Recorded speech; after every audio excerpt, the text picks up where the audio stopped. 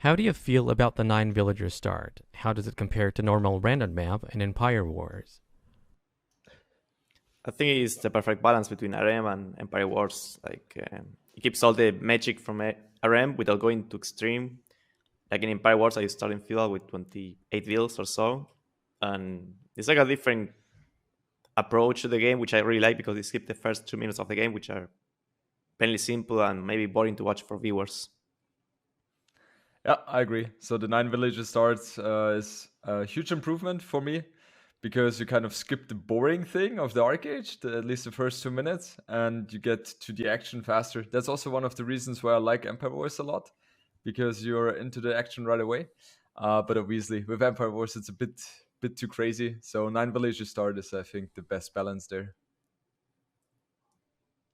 Okay, I'll be a little bit skeptical, so Mem will just hate me for that. But I think the 9 villager start is good, but once we realize how to make it perfect, I think there will be some boring meta as well. So there will be like similar strats, because it took us for how much? 20 years to realize that there are some different strats like early Drash, like late Drash, Drash Fast Castle. So it's really interesting to play this Dark Age. But once we'll realize what is the best with 9 villager start, I think it can be some point get a similar strats, but yeah, definitely it's better because it's faster, but we'll need to work with the balance probably. ACCM, what do you think?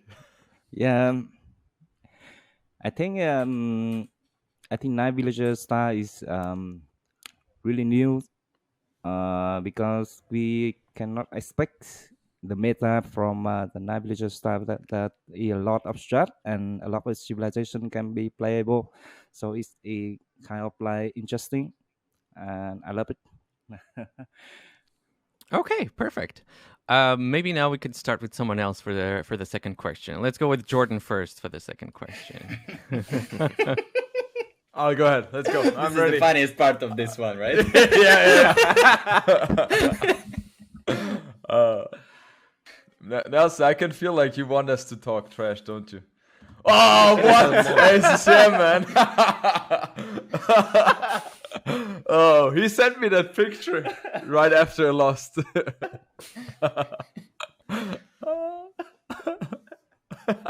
All right, let's move on. Does experience at LAN events play a part in a player's confidence when playing online? Say the question again, sorry. All right, let's go for it again. It's like in school. You know you're going to get the question, you listen, but you don't understand it. Come again. Okay, I'm going to read it very slowly. Yeah. Does experience at LAN events play a part in a player's confidence when playing online? Oh, now I get it. Okay, for sure it does, yeah. It has an impact. It can be both positive and negative, right? So if you're, for example, experiencing on LAN events that you're not performing as well as you do usually online, then you could think about that the pressure gets to you if people are around, let's say, and that could have a negative impact as well when you play online, realizing that maybe mentally you're not as strong as you were thinking initially. So that can be the bad part. The good part is if you perform better than usual, then you can get an extra motivation and you can feel like, okay, I'm mentally even stronger than I was expecting initially. So yeah, it has an impact for sure. Guys, Winchester's like, what the fuck? did you see the doubt, guys? When I first time saw him, I was like, what am I gonna play him? I mean, everyone is so funny when you see him on LAN tournament. I mean, it's like different emotions. You know that you're not playing against, I don't know, Kapach, no, the Viper, Nicov, etc. You're playing against this exact person, and I mean, it's completely different. I mean, it can be positive, negative, but it's like completely different, at least for me. For me, it's always been positive. Like I used to get very stressed when I played tournaments many years ago, and after playing many LAN tournaments, I feel like way more relaxed when I play nowadays in online tournaments, for example. I think I kind of learned from it, playing LAN with viewers and a lot of people watching on camera, and I think it had a positive impact in my playing tournaments in general. I think the same as Nicov. You're welcome. This is the I need easiest one. I need Elton John. This is the easiest one. I think ACCM needs to answer the next question first. I agree. Deal. Yeah, okay, so let's do that. ACCM gets to answer first the next question. Okay, let's go. Yes, yes. How do you normally prepare for big events? Was it any different for Warlords? I think it's kind of like the same, but in I always prepare for the big event, practice with my partners. I would say it's like Jordan, like Winchester, it's like Nicov sometimes, and if we are on the same practice, so we cannot play. So I will try to find a partner to practice, and I think I'm well prepared for the tournament. But sometimes I play not really like in the practice game, so um, I will. I will fully prepare for the tournament, and hopefully the next matchup in Warlords versus Capos will be better for me. Well, that's cool. I mean, all this preparation in between the games, this is really important, like practice, games, yeah, of course. But for me, the most important stuff is just you put your calendar, watching it, and things like, okay, there I need to sleep fine. I need to sleep at least some hours per night, then I'll be fine for the tournament. This is my main preparation. Yeah, that's like my goal, and I always fail. I always sleep. Yeah, and you always never fail, make it yeah. I can prepare like for 2 weeks straight. I always, Yeah. and then I sleep bad the last day. Yeah, exactly. And even between the games, because once you play the match and you know that you need to play another match on tomorrow, you cannot sleep because you're thinking about the previous match. I just need to drink coffee for that. Yeah, exactly.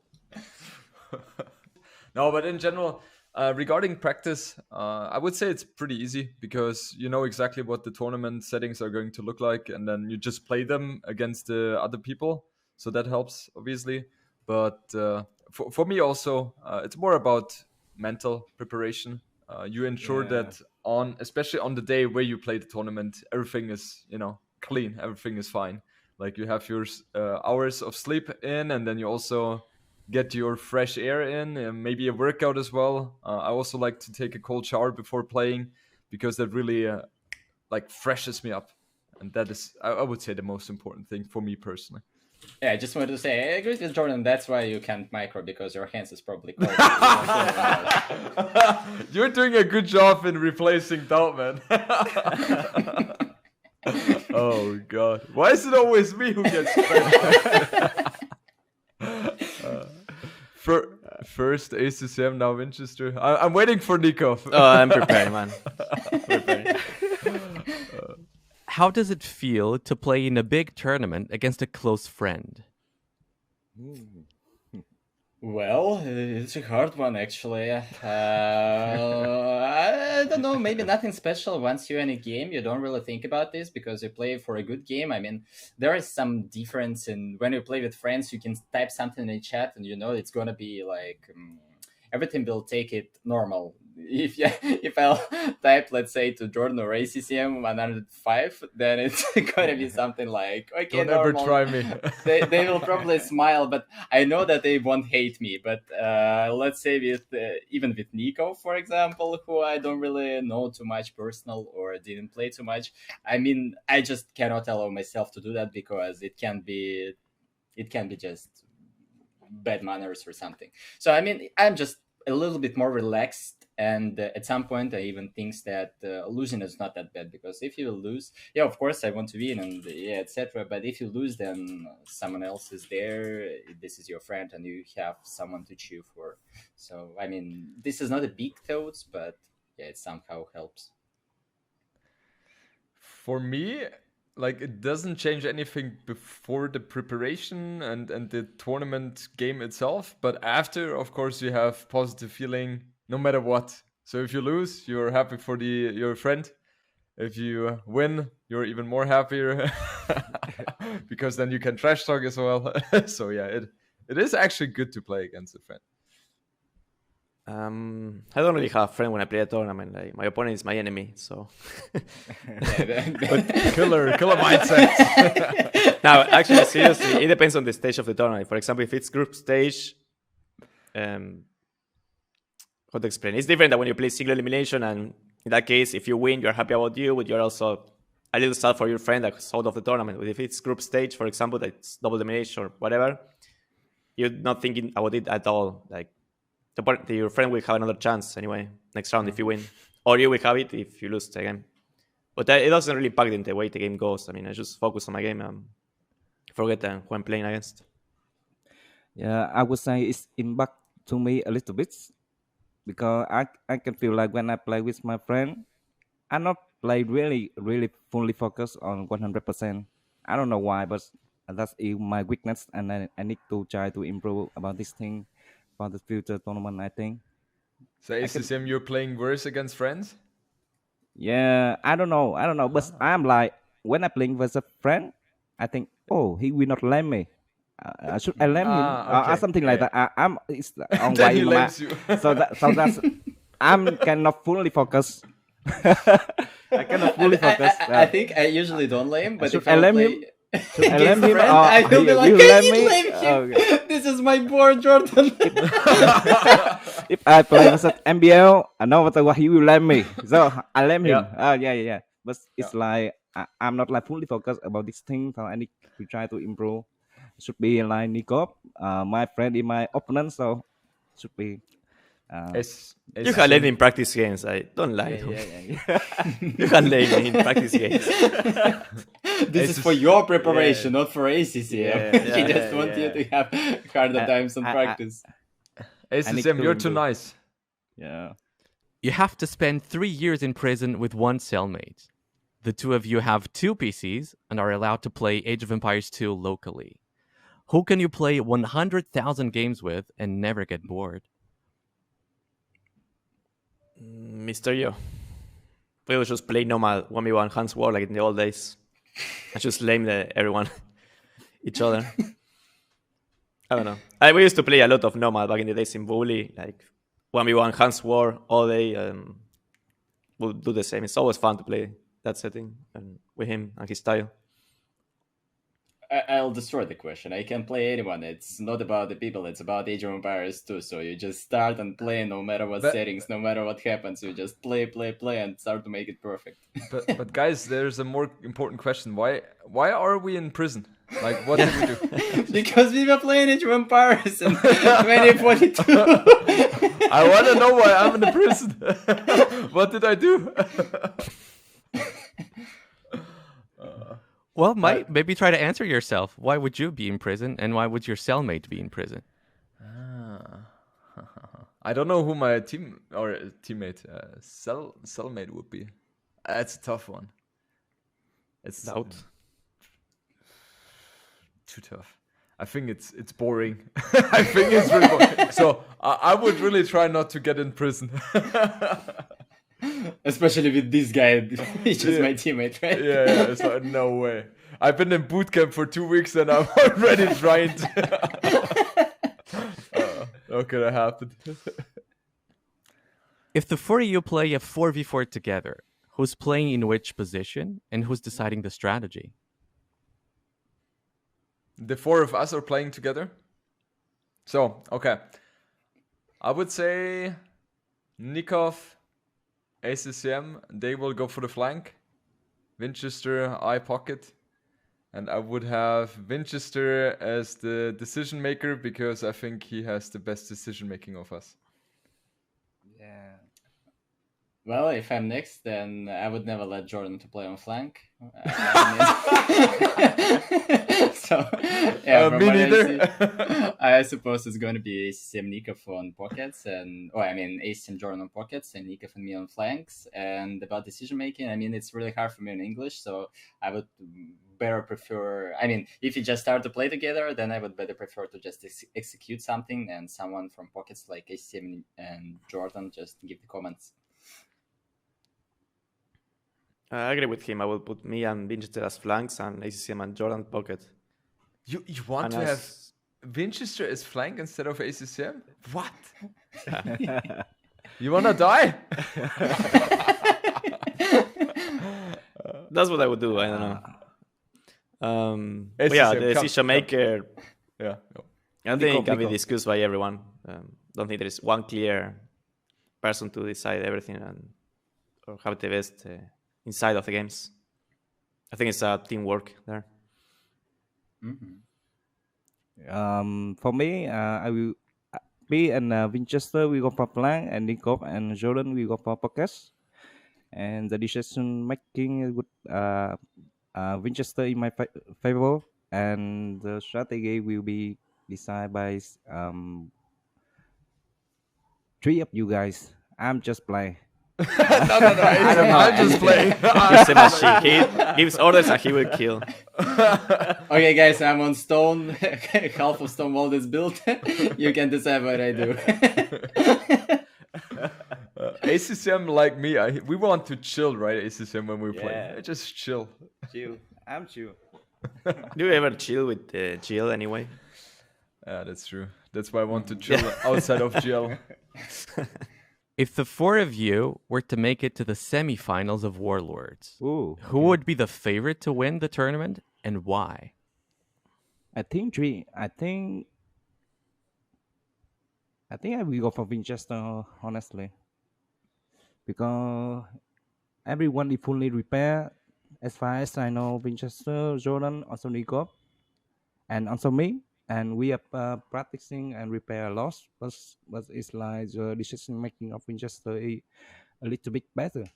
And I think I will go for Winchester if four of us go to the semi-final of Warlords. That's my opinion.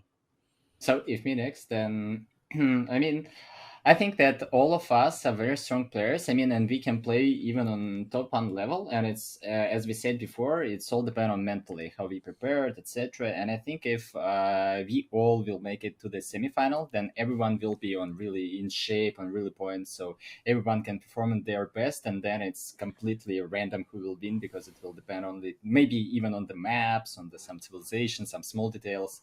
I mean, we are kind of similar, all the similar players, and when it comes to everyone being on shape and practiced, it's really hard to predict who will win.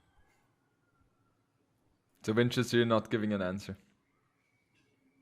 I will win, but yeah, of course, it's really hard to predict because Finally, yeah, I mean, I believe in myself. I'm the player who always want to set up for win, and I have similar thoughts as Nicov said that it doesn't matter who you play against, you just focus. But I just know if I'll play against Nicov or ACCM when they in best shape, it's gonna be really. I mean, it's not gonna be easy. I will pray for 3-2 score in the best case scenario.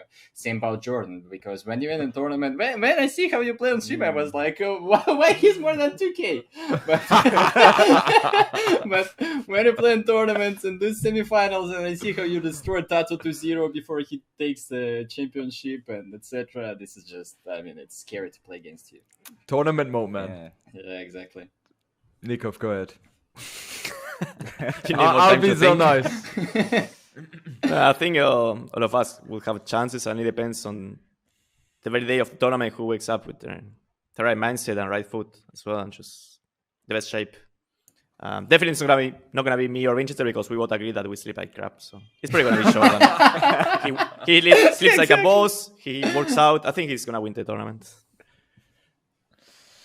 Yeah, and I will go for Winchester. I think he has the best sleep. How anyone can compare your sleep mode with Jordan? I'm waking up, checking the Instagram, and there's like 10 hours before Jordan made his stories how he's workout at 6 a.m. I'm just going to bed, man. Exactly. I just woke up. After Tata won Red Bull Wololo Legacy, who do you think will be the next player to win an S tier tournament for the first time? For the first time, I think Veles is kind of close, right? He was in not two finals, but he was always in top 4 and was in the finals against me in United League. So Veles in amazing shape. And Jordan's always close, I suppose, and he was the closest to win Tato in Red Bull.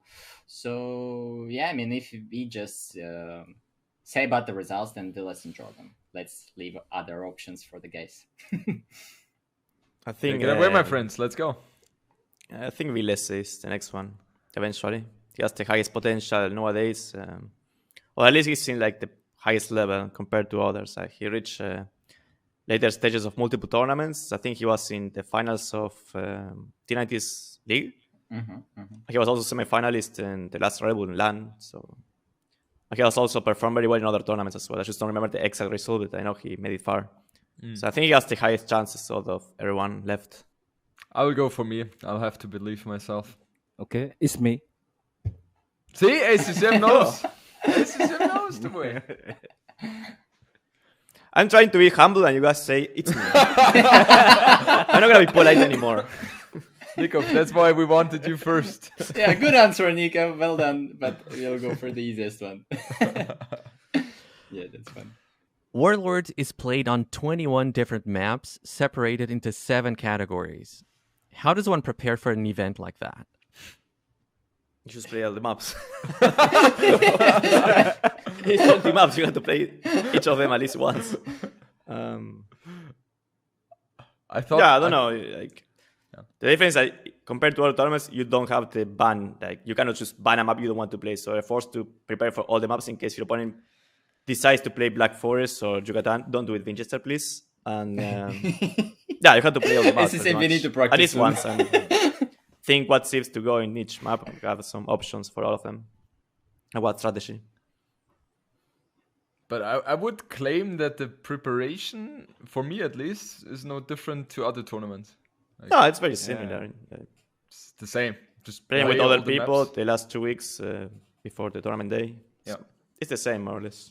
Well, I think it's different, at least for me. I mean, when I practiced for Red Bull, there was days when you can focus on one map and spend like one day with this map, but now it's just not the case because it's too many maps. And yeah, I mean, there was only one way of preparation. One of the best, one of the option is just go rank to Arabia with Star in rank, and that's all you need, right? Exactly. You just need to be in a Get good the shape, and mechanics. that's all. Yeah, That works. mechanic, and that's all. I think the most difficult part about the tournament is getting a feeling for the 9 villages start on every single map. That's it. And that's one of the issue that there is no one ranked because you don't really need to play with each other too much. You just need to play. So you just once you have a time, you just join queue and play, and they'll start and just start to feel it. I mean, if there would be a ranked with this setup, then it would make the preparation much easier. That would be perfect. Okay, for me, it's just like to play on map and on shifts, so you can get things familiar with the map, and you can try whatever you want. Knowing the Warlords format, which map or category of maps would you include for a potential second edition? We already have 7. Let me think. I initially, before I saw those 7 categories, I thought we only had 4. So, yeah, surprising we have 7. Do we have any potential to put something? Okay, I would. Okay, I have a good one. I have a good one, which I would absolutely love. I would call it super random. So, and that one is going to consist of 3 different map packs. Let's, for example, say ultra random, mega random, and hyper random. Was the question that from those 7 we need to make or new one? A new category. New category. Oh. Yes. Oh. No, it's not so Well, easy. okay. I have some lovely maps. Once we have Coastal there, then we can add amazing map. I was really love to play this in full random map pack. This is a Rivers. Amazing map. What is it? Rivers. Oh, rivers. No, but Yeah. Winchester, the question is... I'll make the category from those. Next one is Continental. This is like Rivers, but kind of different. And I'm sure that we'll find the third map for it. And Highland. Amazing map as well. Rivers, Highland, and Continental. Those 3 gonna be amazing pool. I mean, and never make a ban in this tournament. It must be always open. Yeah, I think those pretty much. But what is the difference from those to the semi-land water maps? Jordan, if you don't understand the difference between Highland, Rivers, Continental, and all those beautiful maps in hybrid, then they have nothing to talk with you. Okay, nice.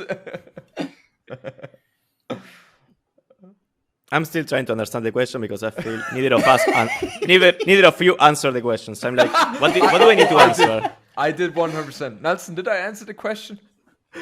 I'm just gonna repeat it just to be sure everybody's on the same page. Okay, here. he ignores me. I'm just gonna repeat the question. Knowing the Warlords format, which map or category of maps would you include for a potential second edition? I will just add some more hybrid maps like Kawasan, for example, which is quite a fun map to play. Way more in RM than in Empire Wars, and hybrid maps in general. I don't know, a couple more. I wouldn't mind Highland or Rivers, like Winchester said. I don't know if he was sarcastic or not, but I wouldn't mind. We have transport in Dark Age. There is more strategy. You can land. It's not like before that the opponent wall and you just have to crash in the Conquerors. Now you can have more strategy with the Dark Age transport. So I think I've never played Highland on the... Yeah, same. Yeah. You guys know nothing! I don't remember. Let's play Highland! Never played it. Okay, for me, I like Jordan's idea. It's a hyper random, mega random, and ultra random. Will be the new category for the second edition.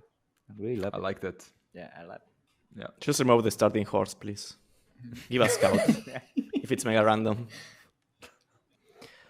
How far can you go in the tournament? What's your goal? Champion. No, my God. I like that. Yeah.